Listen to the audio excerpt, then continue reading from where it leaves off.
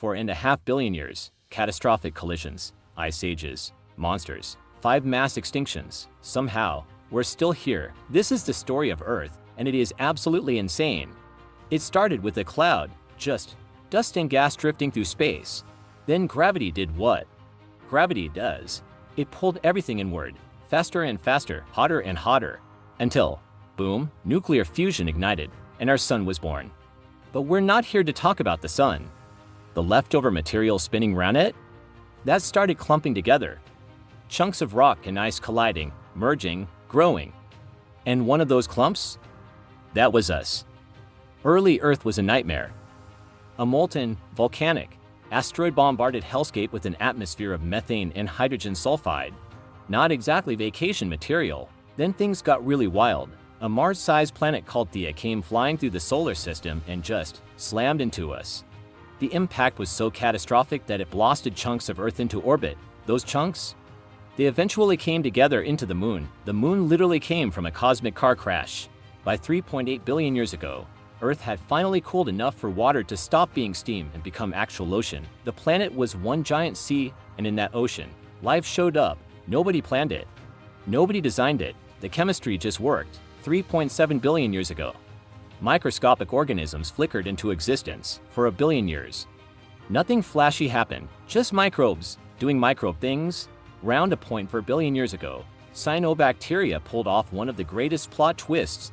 They invented photosynthesis. They started pumping oxygen into the atmosphere. You think that's great news, right?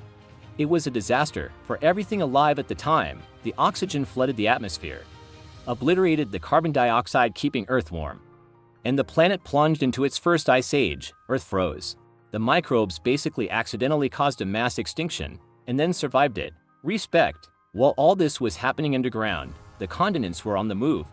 Earth's first supercontinent, Nuna, was barely the size of Australia. Then came Rodinia, possibly the biggest one Earth has ever had. And life was finally getting interesting. Then Rodinia broke apart. A new supercontinent called Pannotia formed, and 540 million years ago, the Cambrian explosion happened. Imagine waking up one morning and suddenly there are eyes everywhere, hard shells, spines, legs. Things with mouths, creatures that look like they came straight out of a sci-fi movie. The most famous? Trilobites, alien-looking armored creatures that ruled the ocean for hundreds of millions of years. But 440 million years ago, the party ended, temporarily. The climate flipped, the oceans changed temperature, and Earth's first mass extinction wiped out the majority of life on the planet. It would not be the last time. By 250 million years ago, Earth had one last supercontinent, Pangaea. But this period also brought the Great Dying, the most devastating mass extinction in Earth's history. 90% of all species gone. Whatever wiped them out? Volcanic eruptions, greenhouse gases, runaway warming. It cleared the stage for the next act. Enter the dinosaurs. For 150 million years, they ruled everything. If you'd been there, you might have seen Argentinosaurus, a creature so massive it makes elephants look like house cats. Or you might have been hunted by a T-Rex, which sounds less fun.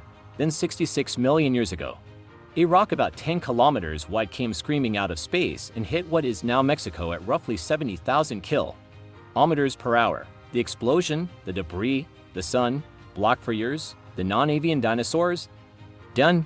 Mammals took over, and eventually, about 6 million years ago, the first members of our human family started walking around in Africa. They were small. They were vulnerable.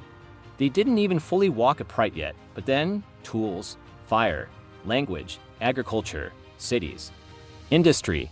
In a few million years, we went from barely surviving on the savannah to reaching 8 billion people and putting rovers on Mars. Here's the thing though. We might be living inside the sixth mass extinction right now. Temperatures rising, sea levels climbing, species disappearing faster than at any point since the asteroid. Earth has survived everything: volcanic apocalypses, snowball freezes, asteroid impacts, the Great Dying. The question isn't whether Earth will survive us. The question is whether we will. If you want to go deeper on these chapters, the Cambrian explosion or the Great Dying, drop it in the comments. Subscribe if you're staying for the ride, because there's a lot more story left to tell.